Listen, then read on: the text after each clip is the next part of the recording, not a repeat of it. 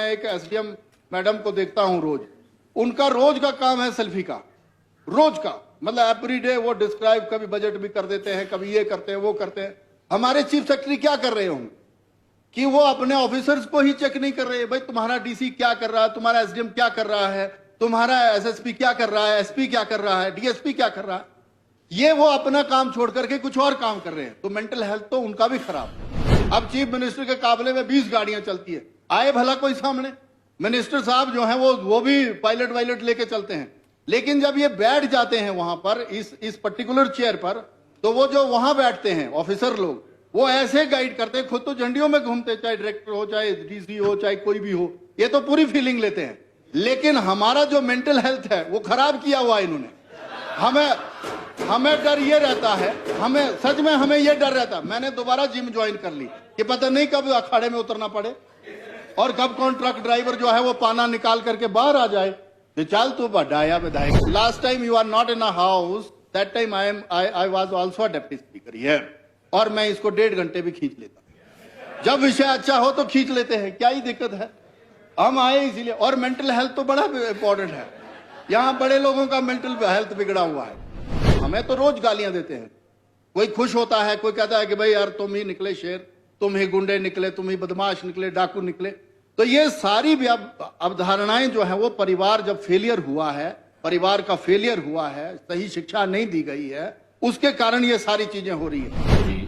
अपने विचार। Thank you सभापति महोदय, आपने समय दिया। वेरी इंपॉर्टेंट कॉन्सेप्ट जो कि माननीय पठानी जी लाए हैं, मेंटल हेल्थ और जो इम्प्रूवमेंट हो सकती है इंफ्रास्ट्रक्चर में, वो स्टेट में कैसी हो, उस पर 2-4 बातें रखने के लिए मैं भी खड़ा हुआ हूँ।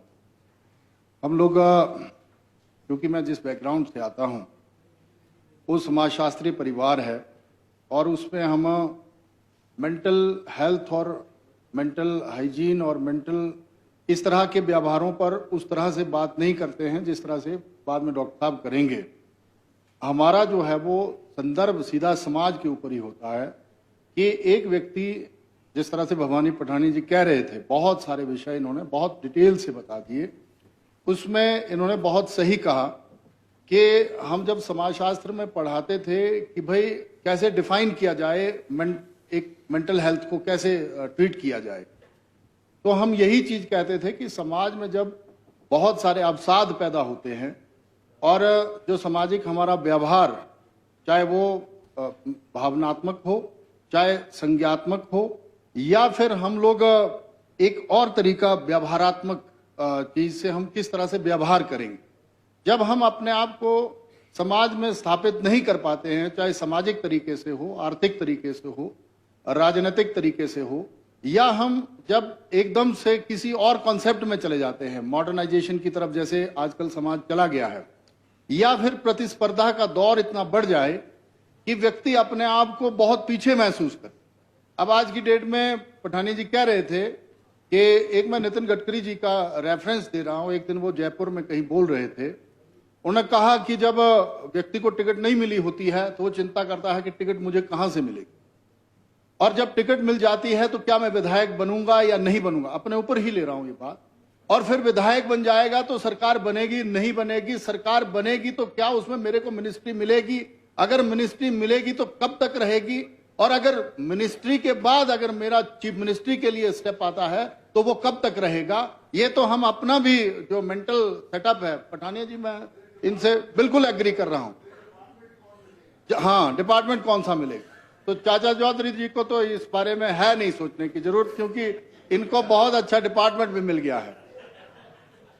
मेरा जो व्यक्तिगत मानना है, जब जब आपका पारिवारिक परिदृश्य या परिवेश जो है वो बदला है, या पारिवारिक चीजों में, संबंधों में गिरावटें आई हैं, तो कहीं ना कहीं पर व्यक्तियों की जो मानसिकता है या उनकी मनः स्थिति है, उसमें कहीं ना कहीं पर व्यवधान पैदा हुए। मैं इसका सीधा सीधा उदाहरण ये देता हूं, आप देखिए जहां पर सब लोग वर्किंग लोग हैं, मतलब मैं भी काम करता हूं, मेरी वाइफ भी काम करती है, मेरे फादर साहब भी काम करते हैं, मदर भी काम करती है, वहां पर लोगों के संबंध जैसे मॉडर्न टाइम में हम देखें तो सिर्फ और सिर्फ व्हाट्सएप और फेसबुक और सोशल मीडिया तक ही सीमित रह गए। हम एक कमरे में रहते हैं, परिवार दूसरे कमरे में रहता है, तो हम लोग उसको आवाज नहीं लगाते। आज की डेट में व्हाट्सएप मैसेज या कॉल ही करते।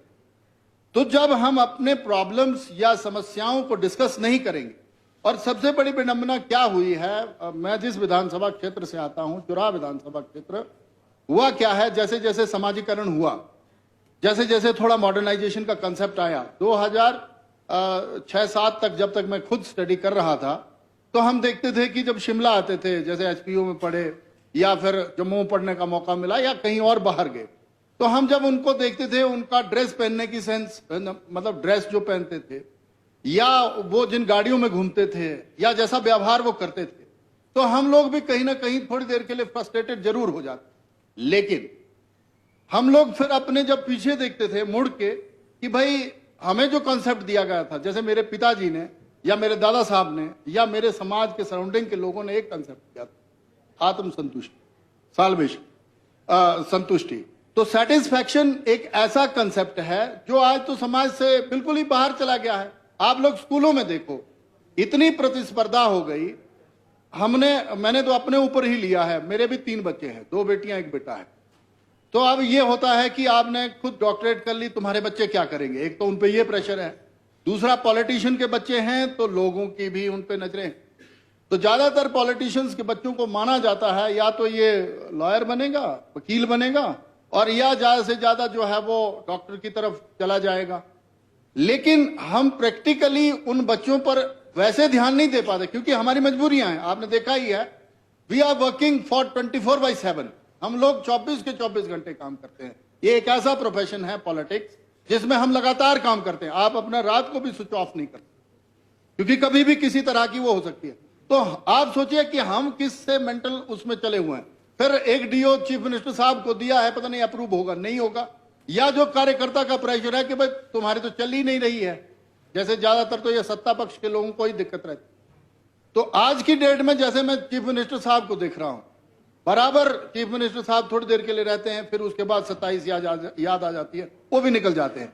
तो इट्स अ पार्ट ऑफ मतलब गेमिंग, मतलब ये एक तरह से हमारा व्यवहार कैसा हो, क्या हो।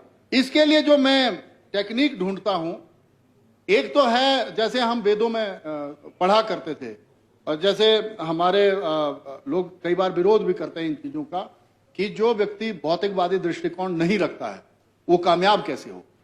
लेकिन भौतिकवादी दृष्टिकोण के साथ साथ आपको कैसे मॉडर्नाइजेशन की तरफ जाना है, इसमें तो बच्चे उलझ गए हैं।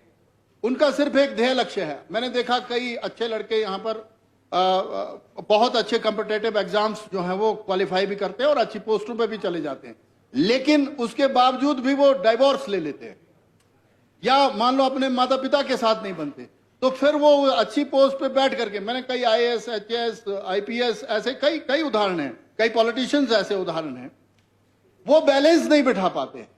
उसका कारण सिर्फ मात्र एक है कि परिवारों का जो सपोर्ट होना चाहिए या जो उनसे इच्छाएं, मैंने पीछे हम एक और स्टडी कर रहे हैं, शायद उस पर मैं बुक भी लिख रहा हूं, उसमें अब क्या चिंता हो गई है। जैसे हमारी जो चिंता है, जो आने वाले 10 सालों की चिंता है, आप देखिए कि पहले जब जिलाधीश बैठते थे, डीसी बैठता था कहीं जिले में, तो उनसे ये उम्मीद की जाती थी कि आप जो हैं वो वहां जो जिले में चीजें हो रही हैं उसको व्यावहारिक रूप में गांव तक लेकर के जाएंगे। अब क्या हो गया है, जब से ये चीज आ गई है इसमें कि सेल्फी का बड़ा महत्व हो गया है, आप लाइव कैसे हो रहे हैं वो बड़ा महत्व है, और कर आप 2 चीजें रहे हैं और उसका व्याख्यान जो है वो 10,000 जगह कर रहे हैं, ऐसा हो गया है।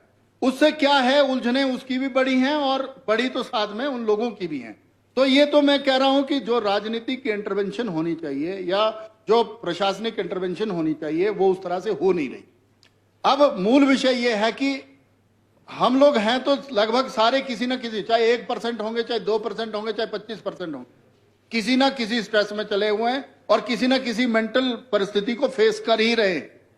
अब इसमें जो पठानिया जी ने कहा, मैं बड़े डिटेल से सुन रहा था, उन्होंने कहा कि काउंसलर जो है first of all that is the family, first जो इंस्टीट्यूशन है हमारा वो हो सकता है, then next one is the surrounding neighbourhood, जो अब जेलस फील करता है कि तुमने फॉर्च्यूनर कैसे ली, तुमने जो है वो इतना बड़ा घर कैसे बना लिया। व्यावहारिक नहीं होते वो कि भाई इसके लिए उसकी साधना कितनी लगी होगी, परिश्रम कितना लगा होगा, पर ये साधना, परिश्रम और उसमें बैलेंस बिठाने का कंसेप्ट क्या था वो हम समझा ही नहीं पाए हैं। अब हम जो है, मैं देखता हूं, कल मैं देख रहा था एक टीचर ने कमेंट कर दिया मेरे ऊपर कि भाई तुम जो है वो खामखा के विधानसभा में जोर जोर से भाषण देते हो, चीफ मिनिस्टर साहब पे तो फर्क पड़ता नहीं, तुम्हारा जो है वो डिवीजन नहीं खोला, चुवाड़ी में दे दिया, ये किया वो किया।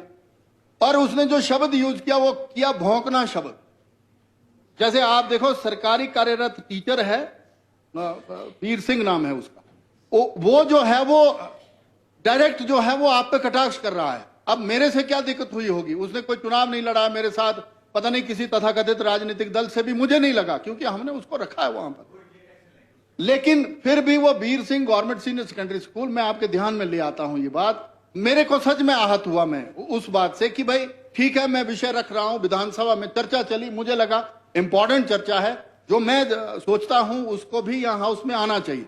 लेकिन जब ये Veer Singh government senior secondary school Himgiri में तैनात है, जब मैंने डिटेल दी, मेरे पास स्क्रीनशॉट भी किसी ने भेजा, उसका ये शब्द जो भौंकना है, इतना हमने छूट कैसे दे दी?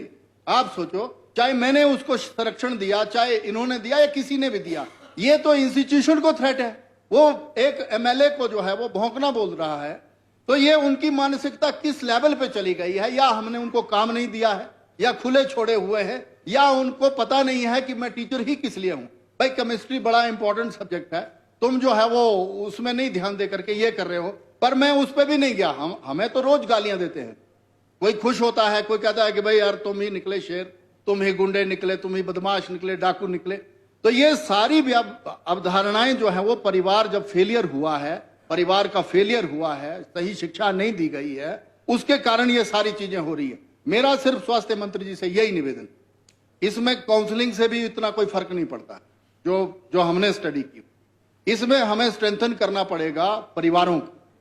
मान लो मैं काम कर रहा हूं, वर्किंग वाइफ है मेरी, तो किसी ना किसी एक को तो ध्यान परिवार में देना ही पड़ेगा। पहले तो यही कहा जाता था, हम कोई महिलाओं के विरोध में नहीं, लेकिन मैं ये कह रहा हूं कि भाई मर्द जो है वो बाहर जाता था, परिवार औरत संभालती थी, बढ़िया से संभालती थी, लेकिन चलो मर्द जो है वो घर संभाले, औरत बाहर जाए, ये भी कोई दिक्कत नहीं है। इसमें भी क्योंकि कंट्रोवर्शियल हो जाता है कि हंसराज ने आज ये कह दिया कि ऐसा होना चाहिए, पर जब से ये प्रतिस्पर्धा बढ़ी है, तब से जो है वो समाजों में व्यवधान भी पैदा हुए, व्यवधान भी ऐसे कि हम लोग टॉर्चर हो गए हैं एक तरह से। मतलब आप देखें अपनी अपनी जगह पर, और उससे क्या है, परिवारों में बिखराव आ गया है। पीछे आपने देखा होगा, मैं एक एसडीएम मैडम को देखता हूं रोज, उनका रोज का काम है सेल्फी का, रोज का, मतलब एवरीडे वो डिस्क्राइब, कभी बजट भी कर देते हैं, कभी ये करते हैं वो करते हैं। हमारे चीफ सेक्रेटरी क्या कर रहे होंगे कि वो अपने ऑफिसर्स को ही चेक नहीं कर रहे, भाई तुम्हारा डीसी क्या कर रहा है, तुम्हारा एसडीएम क्या कर रहा है, तुम्हारा एसएसपी क्या कर रहा है, एसपी क्या कर रहा है, डीएसपी क्या कर रहा है। ये वो अपना काम छोड़ करके कुछ और काम कर रहे हैं। तो मेंटल हेल्थ तो उनका भी खराब है, मतलब जैसे मेरा खराब है वैसे उनका भी खराब है। तो मेरा ये आग्रह है आपके माध्यम से, इस पर एक स्पेशल पॉलिसी बननी चाहिए, जिसका जो रोल है, when we are playing a role according to need and situation, then that time we not confused in any circumstance। मतलब तब हमें कोई दिक्कत नहीं आती। हम अगर जो सामाजिक परिवेश है उसमें अगर हम अकॉर्डिंग टू माई रोल अगर हम वहां समाहित हो जाते हैं, तब हमें कोई मेंटल परेशानी नहीं होगी। Please wind up. हाँ, उसमें हमें कोई वो जरूरत नहीं होगी, रोटी तो खानी है इसके बाद, एक ही तो विषय है। तो ये देखो, ये भी मेंटल उसमें अब बात आ जाती है। आपको लगा कि अब नहीं, इसमें 45 मिनट्स है टोटल ना, तो अभी दो स्पीकर और बोलने वाले हैं, उसके बाद मंत्री जी ने रिप्लाई देना है। Last time you are not in a house, that time I was also a deputy speaker here, और मैं इसको 1.5 घंटे भी खींच लेता। जब विषय अच्छा हो तो खींच लेते हैं, क्या ही दिक्कत है। हम आए इसीलिए, और मेंटल हेल्थ तो बड़ा इंपॉर्टेंट है। यहाँ बड़े लोगों का मेंटल हेल्थ बिगड़ा हुआ है। तो मुझे नहीं, माननीय संजय रतन जी हमारे बहुत वरिष्ठ नेता हैं, और मेरे तो हम लोग इकट्ठे विधायक बने हैं पहली बार, हमारे तो नेता भी थे ये विधायक दल के। अब देखो हमारी परिस्थिति देखो विधायकों की, मैं इनकी खींच भी समझ सकता हूं। हुआ क्या है कि स्वर्गीय राजा वीरभद्र सिंह जी थे, एक बार हम जब विधायक बने यहां पर आए, हाँ, और जब हम आए आपको याद होगा, और उनकी महानता देखो। मैं वीरभद्र सिंह जी को सलाम करता हूं इस हाउस में, जहां भी होंगे वो स्वर्ग में होंगे। देखिए, जब हम लोग आए तो हमारी सैलरी थी 75,000, मतलब हम लोग आए और हमारा जो खर्चा बैठ रहा था वो कोई 1.5 लाख तक जा रहा था उस टाइम में। 12 की बात, मैं कभी अपने भाई साहब से पैसे पकड़ूं और कभी अपने पिताजी से पैसे पकड़ूं, तो एक दिन पिताजी ने हाथ खड़े कर दिए कि तू नौकरी में ही ठीक था, ऐसे करके बोला बाय गॉड। और ये जो सुबह तेरे को चीनी की जरूरत पड़ती है, 2 किलो 10 किलो पत्ती की जरूरत पड़ रही है महीने की, ये हो रहा है वो हो रहा है। तो मैंने कहा देखो अब मैं तो सामाजिक कार्य में आ गया हूं, तब मेरे में भी स्वामी विवेकानंद जी जैसी, महात्मा गांधी जी जैसी और सरदार भगत सिंह जैसी फीलिंग आई थी। मतलब मैं भी, हाँ फीलिंग अब नहीं है। और मैंने कहा नहीं आप बात सुनिए ना, ये पूरी बात बड़ा इंपॉर्टेंट विषय है। उस टाइम हमारी भी रौनक होती थी, बत्तियां लगी होती थी गाड़ी में और बड़ी डैश के साथ निकलते थे, ट्रक वाले गालियां भी नहीं देते थे और ना ही किसी विधायक के साथ अभद्र व्यवहार होता था। देखिए समय बदला, लेकिन हमारी मेंटालिटी जो है और बदलती गई। आप देखिए ना, बदलती गई। 12 में वीरभद्र सिंह जी से हमने रोया और उन्होंने इस बात को समझा। उन्होंने कहा यार जब तुम अपना ही ढंग से वो नहीं कर पा रहे हो, तुम समाज का क्या करोगे। मानता देखिए उनकी। और उन्होंने ये कहा कि अगर करप्शन को रोकना है, फिर उसमें बीच में बात आ जाती है ना कि अगर मान लो 10 लोग आए हुए हैं तो मैं ही बोलूंगा जेई को चाय पिला दो, तो जेई कहां से चाय पिलाएगा, एसडीओ कहां से चाय पिलाएगा, एक्सिन कहां से रोटी खिलाएगा। उसके लिए तो एक्स्ट्रा पैसा कोई होता नहीं है। जिसका दल, मतलब जिस दल में बल है, उस जिसकी चलती उसकी तो कोई गलती नहीं होती है, वो तो करवा लेता है। लेकिन जो हम जैसे लोग आते हैं फिर हमें जीना मुश्किल हो जाता। अब मेरे पिताजी रहे पाइप फिटर की क्या इनकम होगी, तो हमारा तो चलना ही मुश्किल हो गया। तो हम सब ने मिल करके आपकी अगुवाई में, आपको याद होगा माननीय स्वर्गीय वीरभद्र सिंह जी से चर्चा की, और आज जो थोड़ी सी अच्छी सी पोजीशन में हम, वो उनकी वजह से है। बीच में और भी चीफ मिनिस्टर आए और भी चले हुए हैं जो यहाँ बातें करते थे, लेकिन वो भी नहीं कर रहे हैं। अब वो जो झंडी की बात हुई, आपको पता ही है, वो झंडी की बात हुई और सारी चीजें फाइनल हो गई। पिछली बार हम कहने लगे कि वीआईपीओ को कोई फर्क नहीं पड़ता, अब चीफ मिनिस्टर के काबले में 20 गाड़ियां चलती है। आए भला कोई सामने, मिनिस्टर साहब जो हैं वो भी पायलट वायलट लेके चलते हैं। लेकिन जब ये बैठ जाते हैं वहां पर इस पर्टिकुलर चेयर पर, तो वो जो वहां बैठते हैं ऑफिसर लोग, वो ऐसे गाइड करते हैं, खुद तो झंडियों में घूमते, चाहे डायरेक्टर हो, चाहे डीसी हो, चाहे कोई भी हो, ये तो पूरी फीलिंग लेते हैं। लेकिन हमारा जो मेंटल हेल्थ है वो खराब किया हुआ इन्होंने। हमें डर ये रहता है, सच में हमें ये डर रहता है। मैंने दोबारा जिम ज्वाइन कर ली कि पता नहीं कब अखाड़े में उतरना पड़े और कब कौन ट्रक ड्राइवर जो है वो पाना निकाल करके बाहर आ जाए, चल तू बढ़ाया विधायक, ऐसे करके बोल रहे हैं आजकल, जो मुझे यहां शब्द नहीं बोलने चाहिए।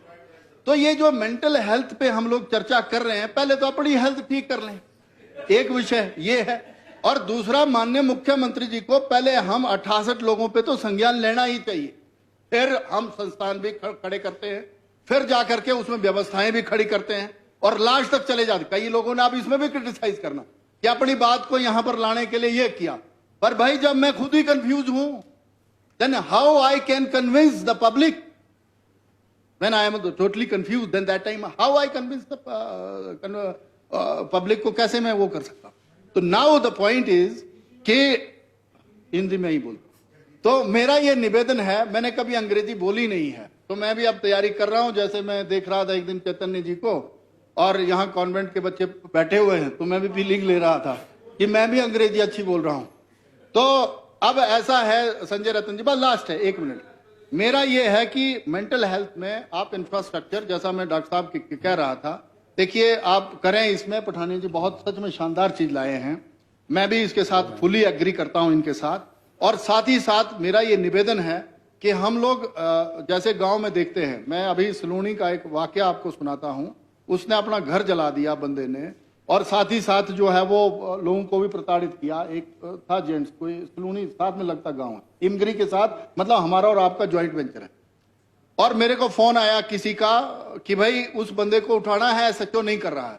तो थोड़ा इसमें हमें ये अलर्ट मोड पे जाना पड़ेगा कि एक बार सर्वे, हम सोशल जो हेल्थ डिपार्टमेंट है हमारा, वो सर्वे कर ले कि ऐसे कितने लोग हैं और उनके लिए हमें कितने संस्थानों की जरूरत पड़ेगी, पहले तो वो।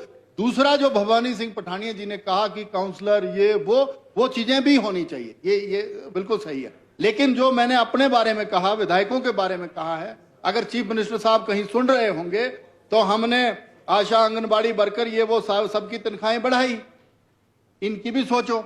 और साथ में जो हमारे साथ बेइज्जतियां हो रही हैं, उसका भी निराकरण करवाएं, फिर हमारी मेंटल हेल्थ भी ठीक होगी। आपने मुझे समय दिया, आपका बहुत धन्यवाद।